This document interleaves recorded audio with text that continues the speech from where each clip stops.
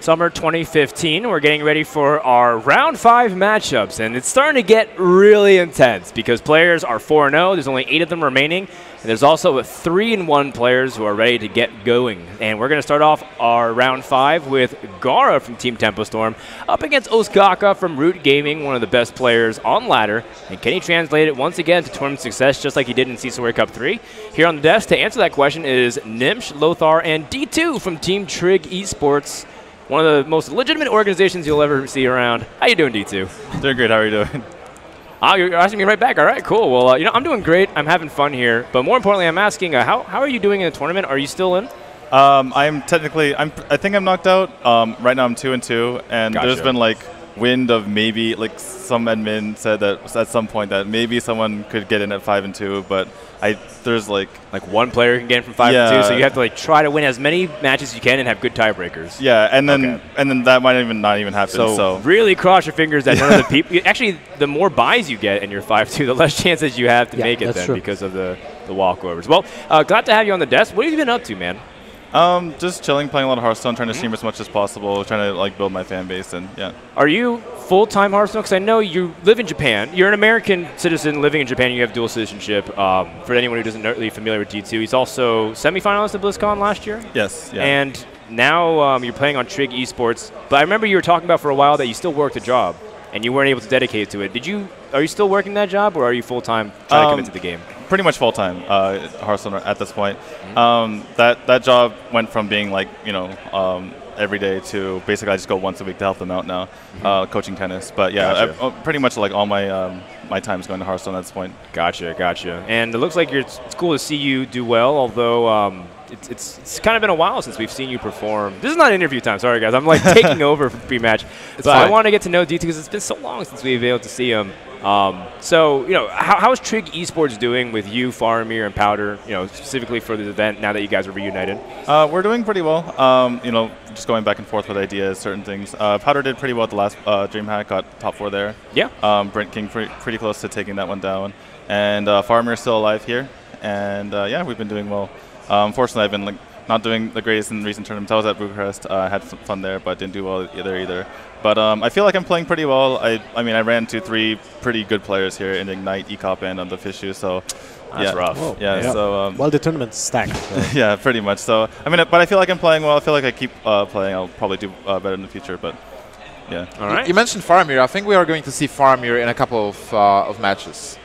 Yeah, in fact, we have a pretty good lineup. I think after this, we also have Raynad versus Dog, who's at 3-1 apiece. That's pretty cool. And then we have Tice versus Frezar, and that's going to be our 3-match lineup here for round number 5. Excuse me.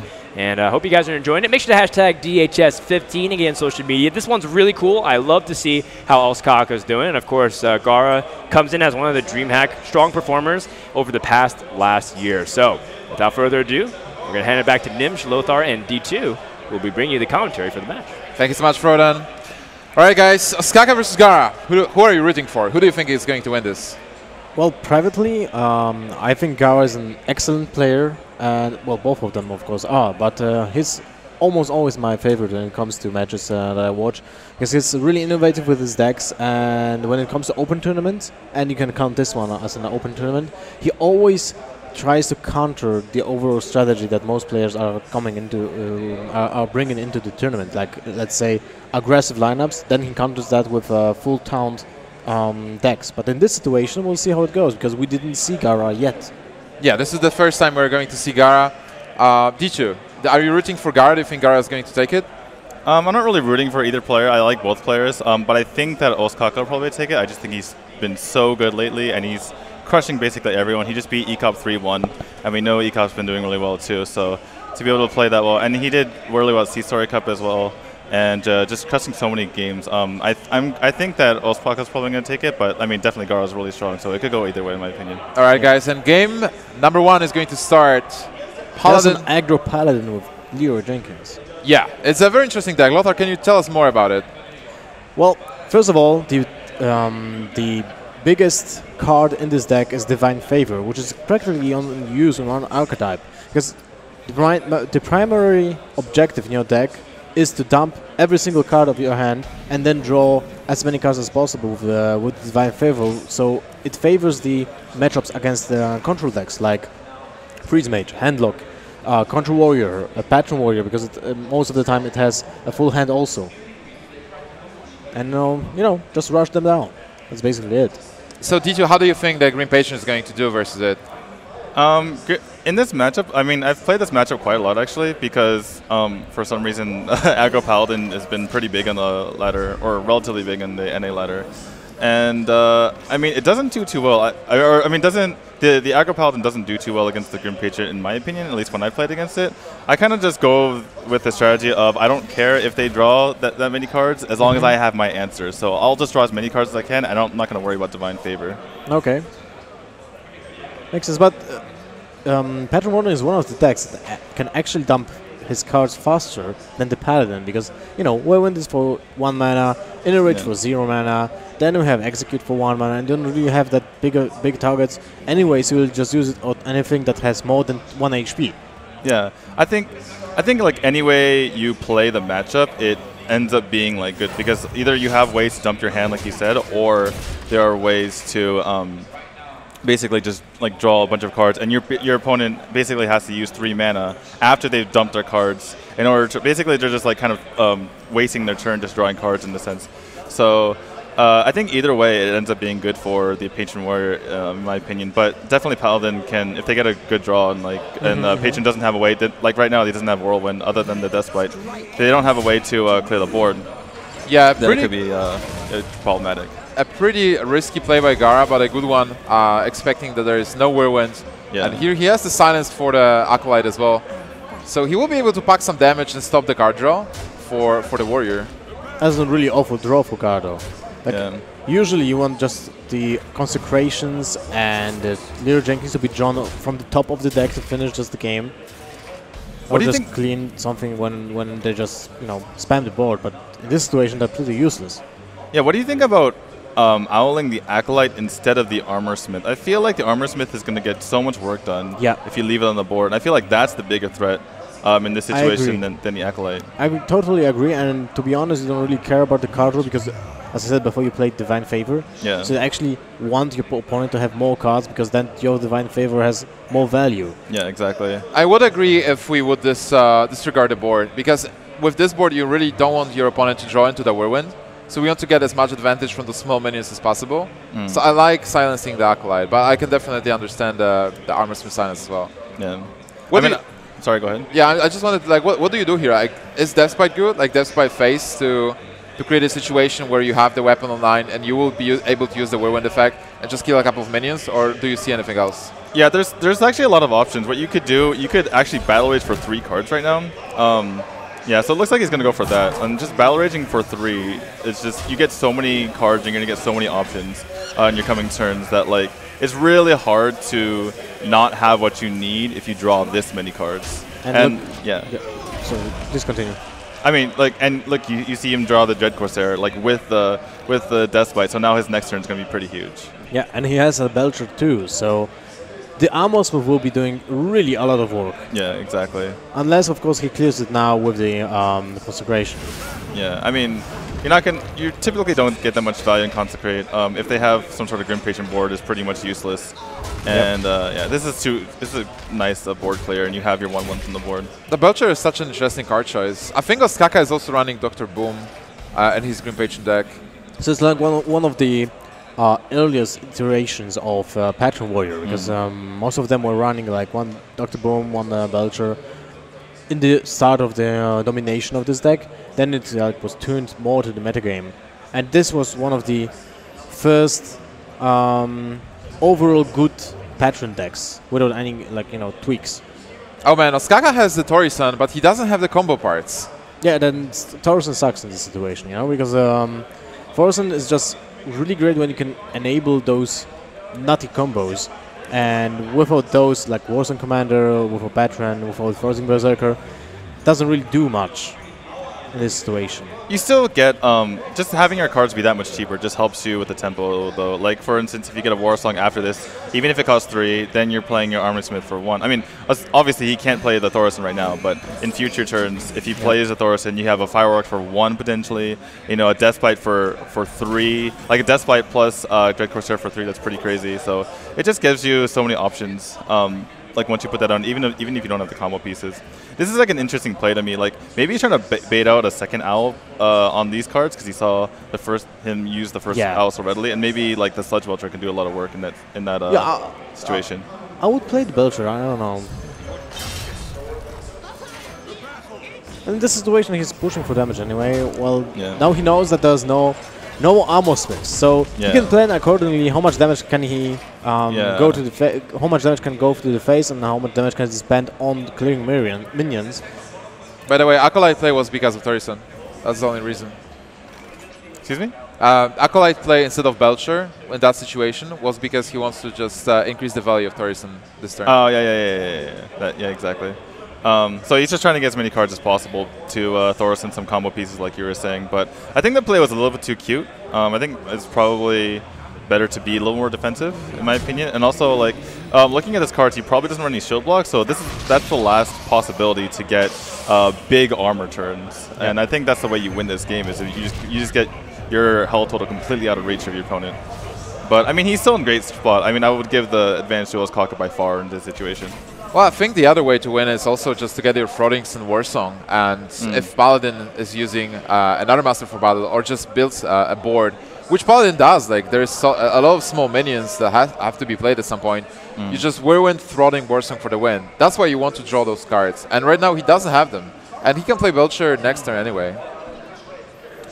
Yeah, I mean, but the thing is, like, if Gaara doesn't draw Divine Favor at some point, and even if he does, if Ostkaka just, you know, throws his hand out on the board in that situation, then basically all he has to do is keep armoring up, and you know, Gaara, and he has like so many ways to clear the board, even like an execute for something that potentially could get big, or even like even a smaller minion if he's ever in trouble. So like he has so many ways to just stabilize, and you know, from there just keep armoring up and get the game out of reach. I think there's very little chance.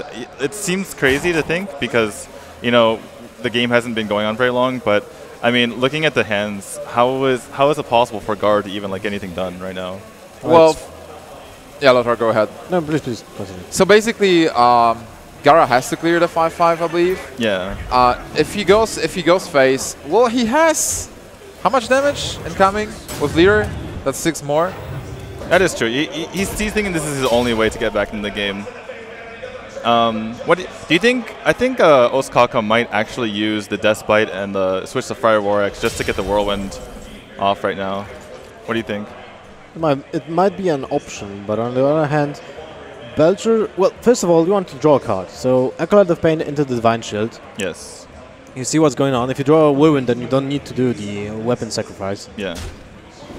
Well, you can still play Deathbite, Corsair, and Belcher, and even Inner Rage if you want to. The only problem is that the wait, yeah. If you play Deathbite, oh, he's not going to go for it. Well, you can play the.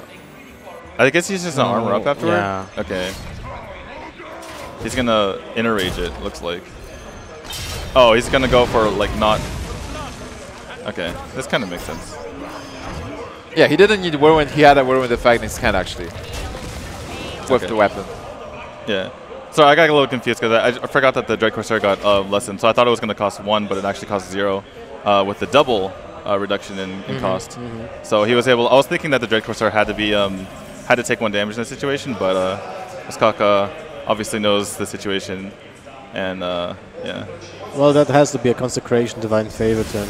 Yep. It will draw 4 cards, because the Lusoro will fill the hand of Ostkaka's here. Well, this is not looking that bad, to be honest. Yeah, this is, I mean, this is why I was kind of wondering about throwing the Armorsmith out so early, because he had 2 taunts in his hand. If he throws Armorsmith behind those taunts, you get crazy value out of the Armorsmith. You just like stack armor. You can never really get past it. So that's why I was a little bit confused about it. And now he's in a little bit of trouble. Maybe I might have spoke too soon about Ostkaka being in a dominant position, because it's looking decent for Gaara right now. Well, he has a Patron in Inner Rage. Yeah, he also has a lot of damage here.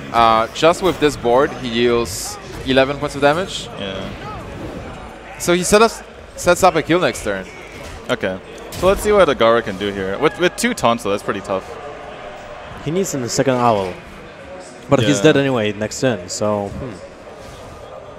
And you can't really juggler Master. Gaara is a little bit bigger than before. I'm not sure what that's supposed to mean, but okay. All right, so with that last move, it looks like Ostkaka put it out of reach. I don't think, is there any way to even stay alive here as Gaara? Not really. The patrons kind of sealed the deal, because without the patrons, we would have been still able to play Knife Juggler into Masterful Battle, into the Pirate, so he would have cleared the one of the taunts, maybe second one. But this just sealed the deal. All right, guys, so Ostkaka is taking game number 1 versus Gaara. And I wanted to talk about Gaara's lineup, by the way. He's not bringing Warrior, he's not bringing Warlock.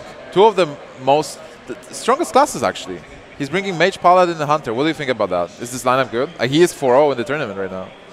I mean, it's like Lothar was saying before. He's adjusting to what everyone else is bringing. So he's thinking that if everyone's bringing, greedy decks, for example, Druid with like double combo and like not many early minions, or something like, or like just a Control Warrior which can't deal with a lot of early minions on the board, then maybe he just goes all aggro and just kills his opponent that way. And it's worked so far for him, obviously.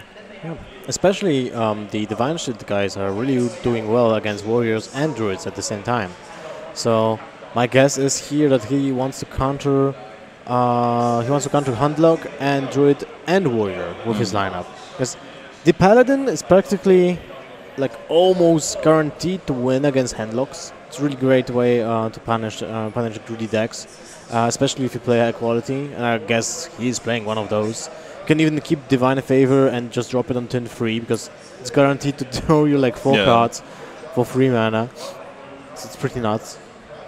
So Ostkaka taking his time to select the deck, to think what he wants to go with. He chooses his Warlock. Do we know what Warlock it is? No, probably Handlock. Most likely Handlock, there it is. Yeah. There's one Blessing of Kings expected. So my guess here, you would like to mulligan for Argent Squires and mini bots. So, Oh, interesting. Okay, I wouldn't done that, but Gaara has to have a different strategy when it comes to this matchup. Like that's so interesting. The Pirate is kind of useless, I mean, you won't drop it on turn 1 because it dies to Mortal Coil, right? Yeah. So he keeps the card as it was a turn 4 drop.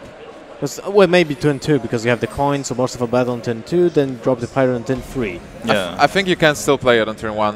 It's a 1-drop you play, so it will generate some aggro. And if there is a Mortal Coil, well, now it's a Leper now. Yeah, I guess what he was thinking is that since he's going second, if he plays the Pirate on turn 1, then it goes to turn 2 for Ostkaka, which means he has to sacrifice tapping in order to get, or sacrifice maybe an Ancient Watcher or a Sunfear Protector, something that he wants to play, because Ostkaka is smart. He's going to keep those smaller minions. So he's thinking that he needs to sacrifice board development in order to play the Mortal Coil. So it might have been a really nice level play by Gaara. Yeah, also when you're playing an aggro deck, you're taking risks. You want to play 1-drops, you want to deal as much damage in the very beginning. There's a Mortal Coil for turn 3 for Ostkaka, so probably a tap into Mortal Coil. Maybe on Sunfear Protector, if it will get really, really bad for him. For Gaara, it's an easy juggler. Yeah, I think this is excellent, actually. Yeah, just get as much damage in as possible before any taunts come up. And then if he ever gets something like, like a huge Molten Giant taunt wall, then at that point he can maybe just use his Owl, or maybe get Equality or something like that. Or, maybe he's so low that he can just consecrate for the win. Also, I like it specifically because now you create Leper Gnome to be a bigger threat than Juggler. So you basically force Ostkaka to kill Leper Gnome first. If there would be a Dark Bomb, let's say, you would Dark Bomb the Leper Gnome instead of Juggler. And then there is the Masterful Battle that will work well with the Juggler. There's the Divine Favor, which is a crucial card in this matchup. He immediately played the Muster, though. I guess it's too good with the Knife Juggler on board. Yeah, definitely. 15 health at turn 4. Yeah. And next turn, probably for Gaara will be just you know, Divine Favor into Pirate because it also bursts damage. Are you pressured enough to Shadow Flame here? Yes, I guess so. It's it feels so like. I mean, he does have 3. The thing is, Gaara has 3 cards, and he's going to draw a 4th. So if you Shadow Flame here, maybe he just fills up the board. It's kind of a scary situation. If you don't Shadow Flame, you could get punished because he has a huge board. And if you do Shadow Flame, then what if he fills the board in again? So tough decision. He goes with that. I think he's going to just Pirate and Divine Favor this turn. Get like how many cards would that be? 4. 4. Yeah, it's pretty good. No, wait, 3 cards. Well, you can play the Pirate first. What I'm talking about. Yeah, this is never mind. 4 cards. Well, he gains 3 cards, so you were correct. Because he cycles the Divine. It works. There's an interesting interaction between Pirate and Cockhammer, you know, because the Pirate gets always the charge whenever you switch the weapon. So you don't have to play the weapon first. So if you play the Pirate, like let's say it's in 4, you play the Pirate, like an example of this situation, you have no weapon, you play the Pirate, and then play Cockhammer, so you generate a 2-1 Divine Shield taunt minion with charge. By the way, Gaara takes the decision there to attack. So he's taking a gamble that there are no Molten Giants. This turn could be devastating. Tap, double Molten Giant, Sun Fury. But I guess he told Gaara that he doesn't have the Molten Giants with the Shadow Flame on the Ancient Watcher. Yeah, potentially, but he was at 15, so it wasn't possible for him to play any Molten Giants at that point. I think he was thinking that like I have double Owls, so I'm okay to get him pretty low. And the thing is, like, if you don't get the damage in, it's sometimes hard to find the damage later. So he's thinking like this 3 damage is important. I can just Owl if I need it. I have the Leper Gnome, the Leper Nymph for an extra 2 damage. I have the Conjugate for an extra 2 damage. So and like a lot of handlocks play double heal bot as well. So you want to get that damage in as fast as possible so he doesn't recover. So here I think you just Owl this and play Leper Gnome, play Argent Squire. Yeah, probably the best. Alternative is just, you can also Master, but then Leper Gnome and Argent Squire is providing more damage. I guess the other alternative is using the hero power, but Argent Square is just more sticky. Yeah, so it's definitely better. Yeah, well, the other thing is your hand is so expensive right now, comparatively for an aggro paladin. So I mean, it's going to take you 3 turns to use your hand anyway. So and you want the game to be over in 3 turns also. So I mean, it's kind of like you're not going for long-term value. You're going for I need to win the game right now. So I definitely agree with the Argent Squire over hero power. Ostkaka doesn't really have much choice here. Just Twilight Drake and Sunfury Protector to taunt both. And then with another Silence and Blessing of Kings, that will be 6-7 points of damage. Well, you can clear with the weapon in the Owl, in the Leper Gnome, the Belcher. Then he has. Is there 4, any 7, lethal? 5, 7, 9. That's lethal. Yeah, that's right. Oh wow, that's actually pretty amazing. Yeah, the Leper Gnome does basically 4 damage in this situation. Exactly. So yeah. On the back of the Leper Gnome. On the back of the Leper Gnome. By the way, double Blessing of Kings. Most people were playing just one in the aggro paladin, like in the beginning of the current shape of the paladin. But after seeing how sticky minions are now in the current metagame, like we know with Divine Shields, the mini-bots, the Argent Squires, and especially with double Pirates, the Blessing of King is just a 4/4 minion with charge, basically. Yeah, it's just so much extra damage and so difficult to deal with. Some decks have Silence, but if, say for instance you're playing against Druid, that costs Druid 4 mana just to silence your minion and it's not even dead. So it's basically like using it's combining aggro, like aggressive play with tempo as well, because you're forcing your opponent to use a certain amount of mana to deal with your cards, and you can't have like a huge play that you could have. For instance, if you put like Blessing of Might, where they could maybe just swipe your board or do some other AoE, like basically it's impossible to kill a Blessing of King's minion unless you get that get the silence in. Yep. For me, the metagame cycle is actually amazing, because this paladin has been spawned by Torisan. We get Torisan, then we have a lot of those combo decks that have a lot of cards in hand, and then the aggro paladin is back with the Divine Favor. Yeah, I think that was kind of like Blizzard's idea when they came up with Thorson, if you think about it, because it seems like such a powerful deck, but then like in the back of their minds, like, well, if this brings back control, then suddenly aggro can be really strong again. Yeah. Wow, that's a terrible opening hand. Fortunately for him, he won't be seeing any of those cards again. Who are you talking about? Gaara. About Gaara. Yeah, like he can still get the second Wolf Rider in his mulligan, but that's highly unlikely. So at least he knows that won't happen probably. For Ostkaka, that's not that bad of a hand. Like you need Hellfire anyway against Hunter to maintain both positions. Yeah, I would be surprised if he kept both though. That's really Yeah, of course. And then Sludge Watcher is a little bit too slow as well. I think he's definitely keeping the Ancient Watcher. Oh, he's getting rid of the Ancient Watcher. Well, he plays Zombie Chow, and maybe that's what he's fishing for. Oh, wow. So Zombie Chow and Mortal Coil are great, but then Lothep is alright. Ragnaros, maybe not now.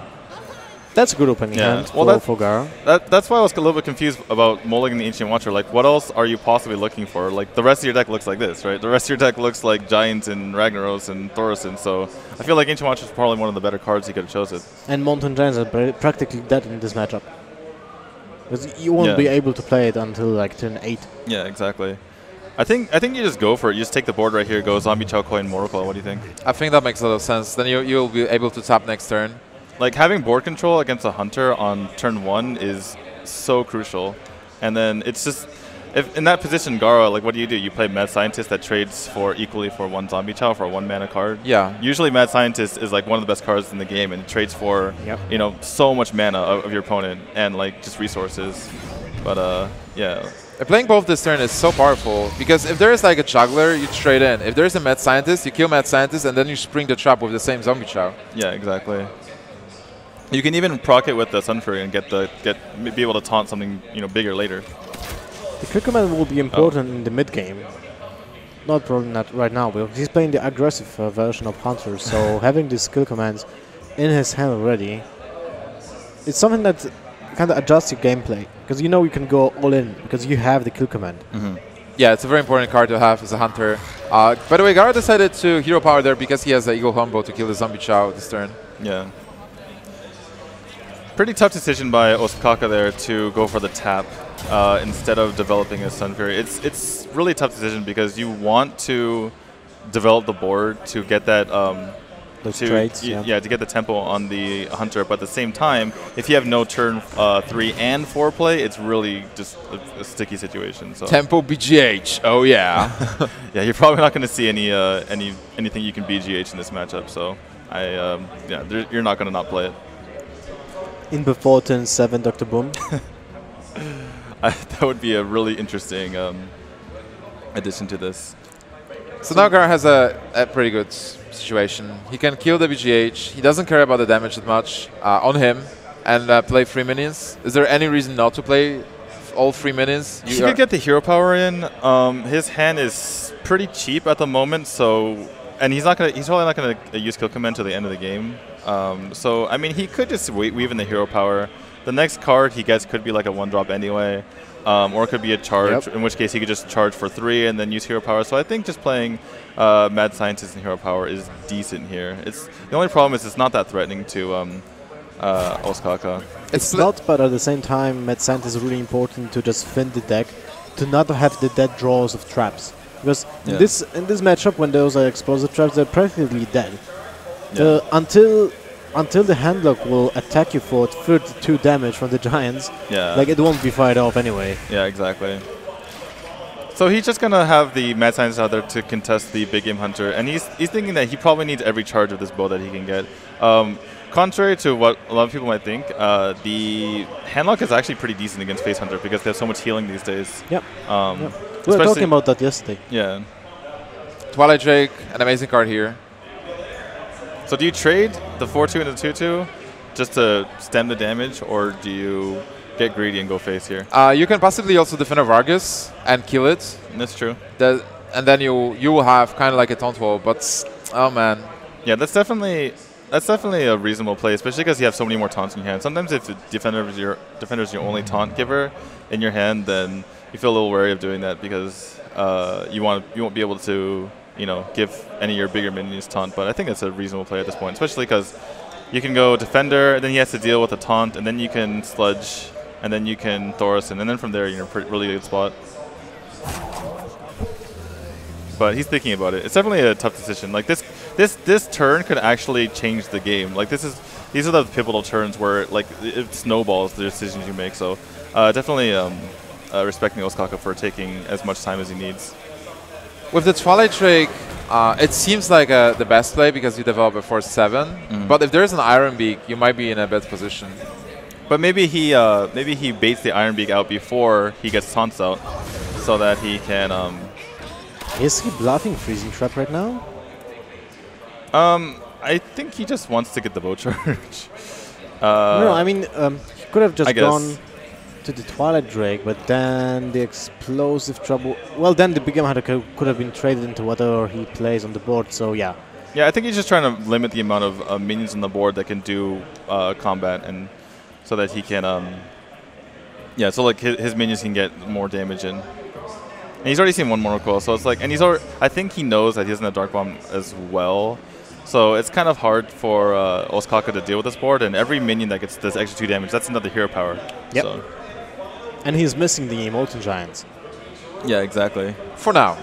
For now. But he's still in a good shape, I think. Like here, if he plays the Belcher contests this board, and he doesn't really have to attack with the Twilight Drake yet. Also, Ostkaka might not know what kind of hunter this is. It could actually still be like Hybrid Hunter. He could be holding on to a high main in his hand or something, and so that could have been Freezing Trap. So I mean, it was a reasonable bluff. So Ostkaka reads it, and he gets a little value from that attack.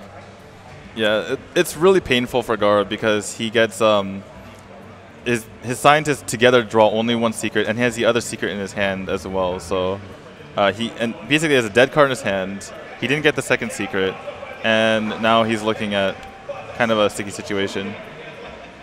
And here are our viewers looking at the situation as well. So what can Gaara do? Lothar, is there anything you see? I'm thinking about that. It's a really tough call. And he also plays the Pirate in this deck, so that means he has to play at least 3 weapons. That will be 1 Glaive-Zuka. So I guess you just sacrifice Leper Gnome and Hero Power and pass. Just attack into the Sludge Belcher and Hero Power? Yeah. Then you have next explosive trap. And I think if that's the play he's thinking of making, I think I would just not even attack into it, because then why not? You want to damage the taunt for sure. Because if the Twilight Drake will kill the Leper Gnome, then the Sludge Belcher will not be killed. Yeah, it's true. I feel like he could have played the South Sea deckhand, run it into the first half of the Sludge Belcher, and then cleared it with the bow, and then cleared the full taunt with the Leper Gnome, and that would have been decent, because unless he draws another weapon, he's not going to get the charge out of the South Sea, and now it's complete. He basically has Hero Power past that turn. He might be playing 4 weapons. He might be, but from this spot, I mean, Ostkaka doesn't need to attack. Yeah, Ostkaka is in a good spot here. So, he doesn't need to. I mean, he will win with Ragnaros from turn 8. Exactly. But he doesn't, yeah, exactly. So that taunt is basically going to be really, really annoying in this situation. Like, hello. I'm actually really surprised he attacked. I guess he just wanted to get this. This kind of setups a really big wall. Yeah, it does set up a bigger wall, and isn't really that one too. But I don't know. I guess what I'm trying to say is that like the decision from Gaara was kind of peculiar, because if Ostkaka wanted to, say he didn't have an option like this, he could have just left the 1/2, and any chargers have to go through that, and it's just really a crappy situation for Gaara. What about now Wolf Rider plus a bit of Sergeant to damage the Ancient Watcher? So you have to get rid of it anyway, and your Wolf Riders and other charge stuff you will play will not go through the walls anyway. Oh man, it seems like such a bad situation for Gaara. Ostkaka is planning for lethal in 2 turns. Oops. If he plays Lothar now, he will be able to finish the game with Ragnaros next turn. I don't really understand the Wolf Rider, Wolf of the Abusive Sergeant. Yeah, kind of peculiar. He even picks the Molten Giant there. Yeah. This is over. Like, oh, yeah, he just concedes. Whoops. Denied. All right, so Ostkaka's taking the lead 2-1 versus Gaara. Oh, he's left with his Hunter, which, if it is a mid-range Hunter, it might struggle against ultra-aggressive decks. And we still didn't see the Gaara's Mage deck, but I guess it might be face Mage too. Probably right? Tempo Mage, yeah. We can see it's Custom Hunter. Yep. It is a Custom Hunter. I saw him playing against ECOP. It is mid-range. So, yeah, I think definitely Gaara's still in this. He could come back and win 2 games against this Hunter if he's just faster than it. Yeah. Yeah, well, Mirror is a 50-50, more or less, unless it's fast versus mid-range. But Web Spinner would tell me it's a mid-range for Ostkaka. Yeah. So I think, Gaara's Hunter is just a little bit faster. So I think Gaara is a pretty heavy favorite in this situation. I agree, definitely. But you know, it can be turned around. So, like, cards like Explosive Trap are very good, but if mid-range Hunter is able to set up a taunt with the Handmaster, or get something important from the Web Spinner, then he might have an edge.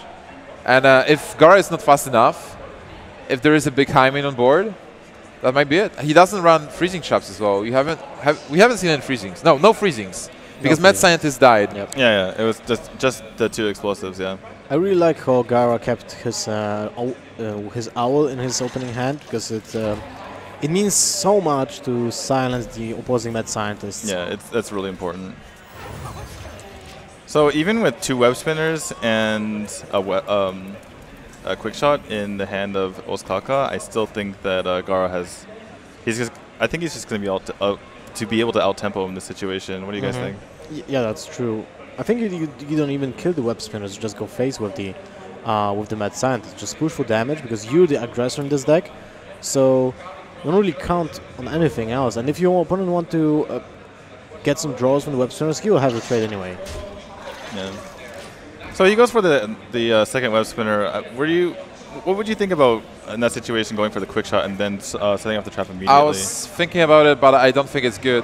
You don't necessarily will get a free drop from your Web Spinner, and then he can just play on turn 2 a Knife Juggler that you will not be able to deal with because now you don't have the quick shot. Yeah. So I like just playing another Web Spinner. Yeah, definitely the fear of the second 2-drop is probably what kept Ostkaka from doing that. As for this situation, he could just glaive Zuka, one of the 1/1s, and go face, prevent him from being able to deal with the Mad Scientist. Or he could just go full Smork. I think you just play Haunted Creeper here and go face with the Mad Scientist, you know? Yeah, it looks like he's going for my play. I win, sorry. Okay. You win. Well, I'm on the casting, so you know. Yeah, just kidding. Yeah, the problem with the Haunted Creeper is that. Oh wow! I mean, it was good. It's good as well. Look at this. There's an Emperor Cobra on 3 into Handmaster on 4. That is actually pretty good. But if you think about it, Emperor Cobra has enough damage to kill anything in the Face Hunter anyway. So. Yeah. It's like an overkill. Yeah. Here you might go for the quick shot, as you said. Could go for the quick shot. Will he? Cannot. Well, then he drops turn 4 Pulse Shredder. If he will see a Wolf Rider, he will have to trade the Pulse Shredder into the Wolf Rider. So the Pulse Shredder seems kind of like a bad option here. But you get a minion from it, so it is like 2 for 1. If you play Cobra, Cobra might just die. Or you will take 5 damage, which is equally bad. Yeah, it's true. You can always just take 5 damage. This is Face Hunter. This is Smork. So no, I think just first of all being mana efficient, and second of all like something like what if he just rolls Huffer right here? You know, you need that quick shot. So I think I agree with playing the Cobra right now. Also, if Gaara doesn't clear the second Web Spinner, then you have always the Handmaster the Web Spinner. So that's, yeah, exactly. That's not so bad. Yeah. The Web Spinner will buy you 2 damage. I mean, 2 points of health, essentially. So do you trade here or you just go full face? I think you go full face with the deck that Gaara is running, actually, with Wolf Riders, Arcane Golems. He has Explosive Trap as well, so he knows that if Mad Scientist is going to die, there's one Explosive Trap that is going to damage the board, and then he has another Explosive Trap in hand, so there's no need for trading. Just go for face. The opponent is forced to trade into your minions.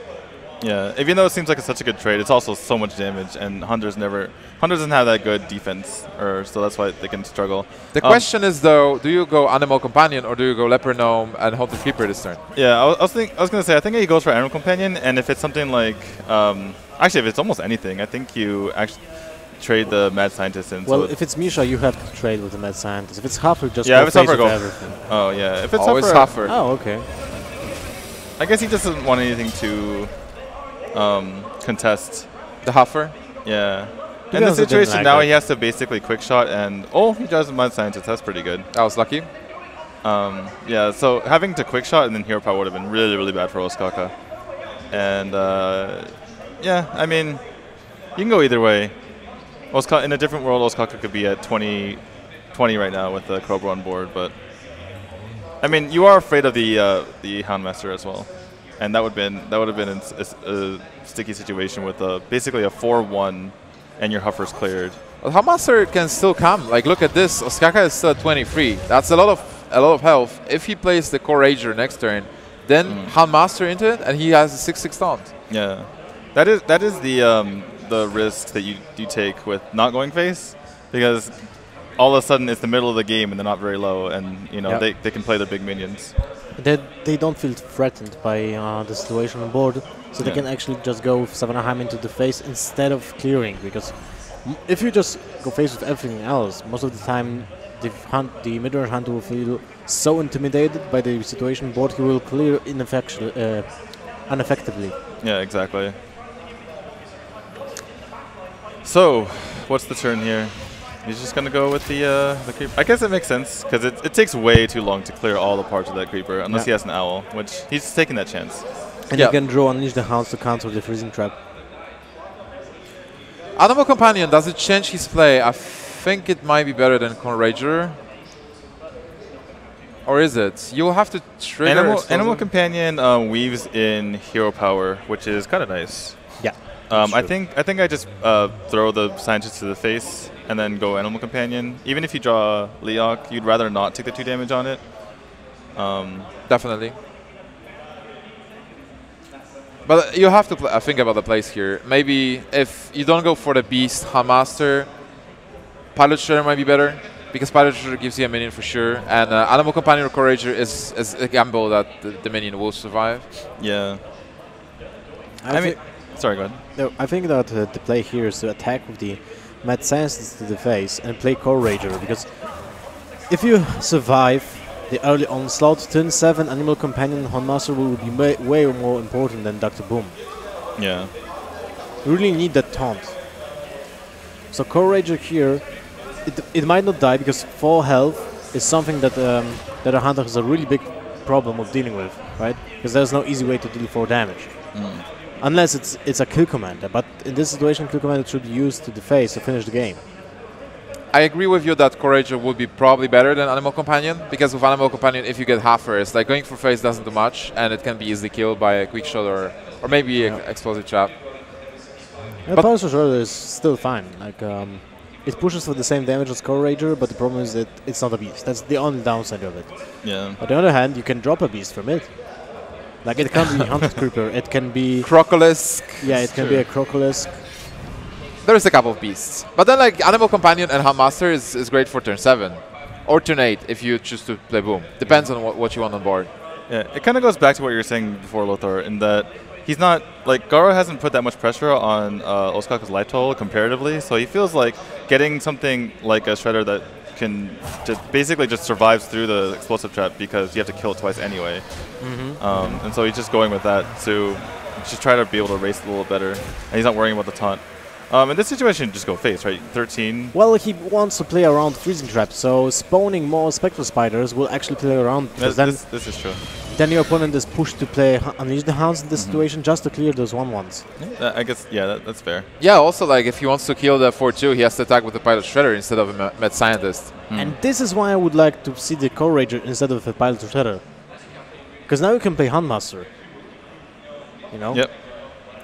Absolutely. What did you think about Gaara's play, by the way?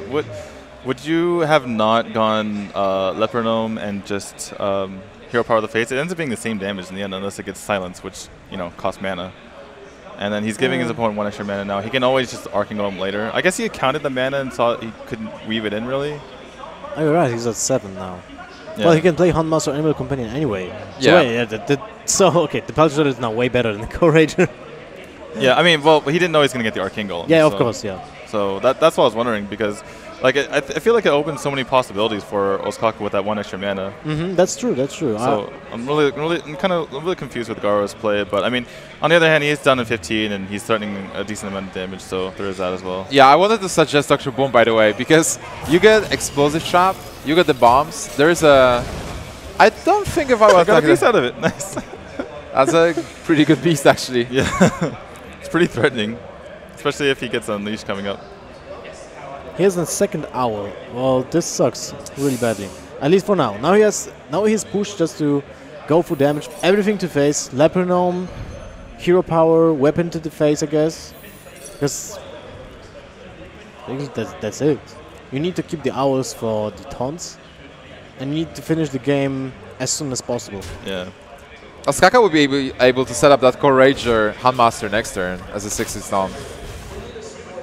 I want to talk about Ostkaka's play again, actually. Like, just having no fear and saying that, like, the only way I'm going to win this game is if I get a ton of damage and I kill him as fast as possible. And playing defensively is not really going to help me because I'm going to get hero power every single turn. So going with the Dr. Boom is, like, such a ballsy play, but I think it was the correct one. Yeah, it works. This is the way you win versus Face Hunter. If you give Face Hunter enough time to draw into all the threats, you just die.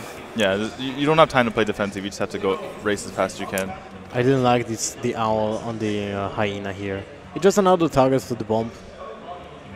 Doesn't really do much. And the bombs are useless against this board anyway, because there's an explosive trap, so they're just encouraged to do what they do the best, so trade for 1 health minions. What would you silence there? Nothing. Just would pass. Silence. Just BM silence the Dr. Boom. So, you would not play minions at all? You would just... No, I would just play only the Lepronome and keep the owls for after the turn 8. I mean turn 7 for Ostkaka, because your hand is practically dead anyway, and there's an explosive trap, so there will be no lesser minions on the board anyway. So you need to keep the owls for the taunts. But I guess you're thinking of this exact situation, because if you see the owl just took 4 damage from one of the bombs, and then if he didn't play the owl, then you basically guarantee bomb damage to the face, and I think that's what he's trying to avoid. Also, I think he was avoiding Unleash the House as well, because Hyena can deal a lot of damage. That is also true. Is it lethal? 3-5? No. But wait. No, he doesn't have the mana for explosive. Wow, that is tough now. 7, 11, 15 damage, so that's lethal on board next turn, even with the silence. Yeah, he's 1 damage off lethal at the moment with Owl Unleash Hero Power. Oh man, that really sucks for Gaara. And I think he's dead like whatever he does, right? How much is it? Yeah, well, he can clear 1 minion with Unleash the Hounds. Yeah, he can, let's see. He can put the Core Rager, okay, he can put the Core Rager and the Houndmaster both at 2 health so that he can Explosive Trap. That's true. He can also kill that for free if he wants to. Wait, what? Oh. So he owls the Core Rager, brings it back down to a 4/4, plays the Unleash, hits 2 of them into the Core Rager and 1 into the Houndmaster, so they're both at 2 health. Neither of them can, and then he plays the Explosive Trap, so neither of them can attack, and he's only taking 7 damage the next turn. Yeah, that's the correct play here. And then you need next turn to draw a weapon and win the game. Or kill command. Yeah. And he has a lot of outs. Like he has Wolf Riders, he has Arcane Golems. Whoa, almost a miss. All right. Almost misclick, yeah. Oh man. He's going for the play with all. He's reaching toward the end turn button. Uh-oh. Well, Gaara, better hurry up. Yep. Oh, that's so... Why would you do Oh, that? he missed that. That's it then, right? That's 10, 16. 11. If that's a huffer, that's end of the game. No, is it lethal? Is it lethal in hand? Should be So lethal. 10, That's 13, it's 11, 16. He's missing 14. Yeah, he's 1 off lethal unless he draws... A hover. Well, hover doesn't help. Well, it does It does help. You attack first. Yeah, If you it's attack first. Yeah, you explode- attack first. So either Leok or Huffer wins. Yes, Leok Huffer wins. Misha loses, practically doesn't lose the game because he then has a taunt, which has no way of dealing with. So only kill command wins the game then. He could actually trade the Core Rager into the Owl to decrease the chances, like, and then attack with the Houndmaster, or either one actually, into the face. And if he gets Leok, he just needs 1 damage anyway. That's true, yeah. So he can actually trade one of the minions to play a little bit safer. But yeah, it's definitely better to go face here, yeah. All right, so Misha is not doing it. Leok or Hoffer is winning the game right here. And that's a Misha. Oh no, it's a Misha. Oh man. Gaara still has a chance. What But now? look at that. If you would have kept the Owl, I know that the bomb would have maybe damaged his face then. But still, the second Owl is so crucial. But then he could have been dead already with 1 damage to the face. So. That's true. Oh my god. Can Gaara draw? Actually, do you clear the There's a dude? difference. He's already seen 2 owls. Yeah. So And Q command can is he draw so it? lethal. And that's, oh man, that's not it. That's not it. That's it. Ostkaka takes Ostkaka wins 3-1. Wow, what a series. That was super tight. Yeah. Both players on edge. Yeah, Ostkaka barely holding on. Gaara's lineup looked actually pretty decent there. I mean, Yeah. going with the aggro lineups, he was able, I mean, didn't work against some of them, but you figure there's always some deck that's susceptible to aggro. And if you go all 3 aggro decks, That's true. yeah, And Ostkaka is now with a score of 5-0. 5-0. 2 more rounds for him, and he can still lose one. And if he loses both, he will actually miss the top 8. But now, just 1 more, and he's in the top 8. Yeah, True. it's in a Gaara great dropping- position. Gaara dropping a game means that he can't lose any more games. But 2 more matches, if he wins, he's top 8 as well. Yeah, they're both in a really good position considering so many people are out right now. But yeah, Ostkaka in a great position. Yeah. Well, thank you, D2, for casting this match with us. It's a pleasure. And good luck in the tournament. Well, I Thanks. hope you will go to the 5-2 and, you know, The crazy scenario, yeah. maybe sneak into the competition to the top 8. So All right, I'll do thank my you best. very much. All right, thanks. Thank you. All right, well, D2 ends up parting ways just with Death temporarily. Maybe we'll have him back. In the meantime, we have Ostkaka from Root Gaming. Now, I want to preface this as he's getting ready to join the desk, is that Ostkaka requested to be on stream multiple times because he wanted to show his games and he wanted to get that exposure. So I'm looking forward to see what he has to say about the series. So, Ostkaka, welcome to the desk. You're 5-0 so far, and I think it's finally living up to the billing. You know, being able to play a lot of rounds demonstrates, you know, your skill over time. And a lot of people have been hyping you as one of the best players. So just to go ahead and walk me through that series for you on your end. Well, it was a pretty close series, I think. It could have easily gone either way. I think in the last game, if he won that, then he actually had a really good chance to take the series. And that was an unfavored matchup for me, and I just barely made it. He even had outs at the end, right? Yeah. I just focused on playing my best the entire time, and I think it may have made the difference in the last game, just taking my time and playing as best as I can. All right, fair enough. Do you guys have any questions? I mean, you guys were casting. Yeah, definitely. Yeah. I mean, maybe not about the game. We'll come back to the games later, but about the Swiss. How are you enjoying the Swiss as a player? I think this Swiss is sort of like a double elimination, right? If you lose 2, then you're out. And basically, that's how Swiss works every time. Yeah. But this one's very exact mathematically, so that if you lose 2, you're There's a 100% out. huge difference between Swiss and double elimination when you're in the lower bracket, right? Right, In right. double You have to elimination, win you will more have to games. win 2 more matches every time, and in Swiss, in this case, you don't have to play more matches. It's just the same amount of matches that you're usually playing as the other players that are going undefeated. And there's also this difference between the brackets. You don't have a stacked bracket and a random bracket with lesser known players, right? But Swiss in general, I really like it. It's one of the formats where I perform my best in. All the online qualifiers with Swiss, I always feel like I would do really well in those. I mean, in general, just more games in a game with variance is, going to make the better player win more often, I guess. Yep. All right. Sure. Now back to the games then. So Warrior versus Paladin, I believe. Instead of going with Belcher, you went with Acolyte of Pain and Armorsmith. Why was that? That was a really close call, I think. I know that Paladin has Divine Favor, right? So, playing the Acolyte was a little bit weird there. But actually, kind of thinking several turns ahead, how is this game going to pan out? And just playing those minions into 2 1/1s was really good. And getting the Armorsmith down as well is really important versus Paladin. So Yeah, it was a really close turn, but I think that might have been right. Well, we were wondering because if you have a taunt on board and then you manage to put down Armorsmith after you have the taunt, then you generate more armor in general, right? So maybe that was one of the closest calls when it comes to that game. Yeah, I think so too. It's likely that it gets owled as well. And also, if the Armor Smith sticks, then you can just play the taunt afterwards, and it's the same thing. But yeah, that was definitely like a close call, and I might be wrong about that turn. And another one that wasn't necessarily wrong, like it was just a different decision there. There, Mulligan versus Hunter with Handlock. You mulligan away Ancient Watcher. Were you specifically looking for this Zombie Chow and Mortal Coil? I mean, those cards, you know, I just got those, and it's pretty good. But I think if you don't draw the Sun Fury and also only run one Owl, then like just having a Watcher without activation is really weak. And there are a lot of other cards that are better, you know, Zombie Chow, Mortal Coil, Molten Giants. So I think it was fine to mulligan it. Yeah, good. All right. And maybe a question about Dr. Boom on... because you really hold out to your Hunt Master versus in Hunter x Hunter. And you didn't play the Hunt Master at the last moment, actually. You played Dr. Boom. So what was your strategy there? Did you like to be aggressive, or...? I mean, Dr. Boom was the play to win, I think. Like, that's just so much damage, right? But also, he actually showed me that he had an Owl, I think, on one turn, where I had a Mad Scientist and he had an Explosive. About it. Yeah.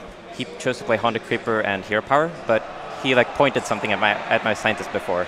And my read was that that was an Owl. I don't think Gaara's the type of player who like tries to mind game with those things, so I kind of knew that he had an Owl, and you know, playing the taunt then doesn't matter too much, and then he actually ended up owling something else. Yeah, that's true. So that's pretty good. It's high-level readings, and I really enjoyed listening to that part. Ostkaka, people don't really know too much about you, but I think they're starting to pay more attention after a great C-Story performance in April. And now you have a really high chance of going to the top 8. You have to lose both of your next matches, which is highly unlikely based off the way you're playing. It's very solid. And I'm sure, I know 6-0 was watching very passionately, like talking about plays and drawing the maps with how to do stuff. And I guess he's really happy to be able to cheer for you on. So congratulations on your win. You have anything you want to say before we send you off? Hope I don't go 0-2. From this point on. I mean, the worst you can do is 5. Yeah, yeah. Sure. All right. Well, Ostkaka from Team Root Gaming, he advances 5-0 from this point on, but he still has to win at least one more to guarantee top 8. Good luck in the next round. Thanks. All right. In the meantime, I believe our next match is Hoy versus Faramir. And Faramir is currently one match up in that best of 5, and we're going to hop directly into that mid-series. But first, we're going to take a break, and when we come back, we're going to continue our Hearthstone action here at DreamHack Summer 2015.